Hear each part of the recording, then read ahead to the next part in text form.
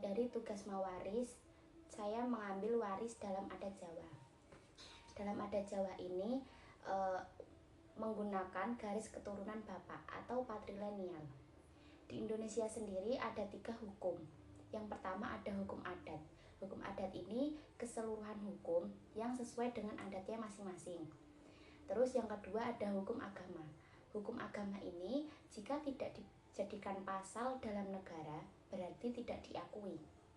Terus yang ketiga ada hukum negara. Dalam hukum negara ini bersifat diikat dan diakui.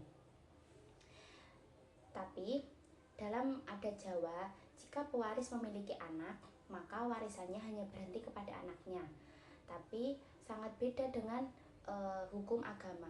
Jika dalam hukum agama, jika pewaris tidak memiliki anak kandung atau keturunan lainnya seperti anak angkat, maka warisan dibagikan kepada orang tua pewaris. Tapi jika orang tua pewarisnya sudah nggak ada juga, maka dibagikan kepada saudara kandung atau keturunannya. Jika saudara kandung atau keturunannya juga tidak ada, maka diberikan kepada kakek atau neneknya. Jika kakek dan neneknya tidak ada, maka dibagikan kepada paman atau bibi dari ayah atau ibunya si pewaris itu. Terus jika tidak ada semuanya, maka dibagikan kepada saudara yang masih ada. Terus biasanya dalam adat Jawa itu warisan bisa dibagikan sebelum atau sesudah meninggal. Tapi kebanyakan dalam adat Jawa itu dibagikan sebelum meninggalnya si pewaris itu. Tapi ada 2 metode dalam Jawa atas pembagian waris itu. Yang pertama pewaris yang sudah meninggal. Dalam pewaris sudah meninggal itu ada 2 pembahasan. Yang satu yang pertama ada sapikul sagendongan. Apa sih sapikul sagendongan ini? Sapikul sagendongan ini laki-laki mendapatkan 2 bagian dan perempuan mendapatkan 1 bagian. Diibaratkan seperti laki-laki memikul 2 gendongan dan perempuan memikul 1 gendongan, karena hakikatnya laki-laki itu lebih kuat daripada perempuan. Yang kedua ada dumdum kupat atau sigar semangka. Sigar semangka ini semua anak mendapatkan sama rata, soalnya diibaratkan semua anak itu membutuhkan biaya untuk membangun rumah tangga masing-masingnya. Terus ada lagi pembagian pewaris yang masih hidup. Itu ada 3 pembahasan. Yang pertama ada lintiran. Lintiran ini pemindahan nama langsung beserta surat tanahnya.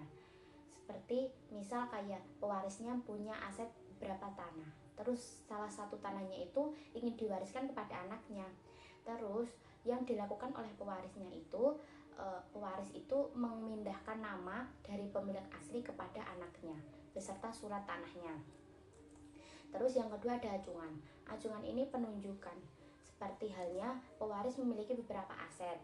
Terus pewaris itu menunjuk kalau tanah ini buat si B, tanah ini buat si A, tanah ini buat si C, dan seterusnya. Itu namanya acungan. Terus ada lagi wilangan atau wekasan. Wilangan atau wekasan ini jelas. Wilangan wekasan ini disebut biasanya wasiat. Terus dalam adat Jawa ada berapa ciri-ciri khusus di pembagian warisnya. Yang pertama ada asas individual. Asas individual ini setiap ahli waris mendapatkan pembagian untuk dapat menguasai dan memiliki haknya masing-masing. Jadi dalam asas individual ini ahli waris pasti mendapatkan pembagiannya, terus akan menguasai haknya itu masing-masing, tapi sesuai pembagiannya. Terus yang kedua ada asas keseimbangan. Asas keseimbangan ini semua ahli waris mendapatkan hak mewaris dengan pembagian yang sama atau seimbang. Jadi dalam asas keseimbangan ini ahli waris itu mendapatkan waris tapi itu dibagi dengan sama rata atau seimbang. Sekian presentasi dari saya. Banyak kurangnya mohon maaf, banyak salahnya mohon maaf. Wassalamualaikum warahmatullahi wabarakatuh.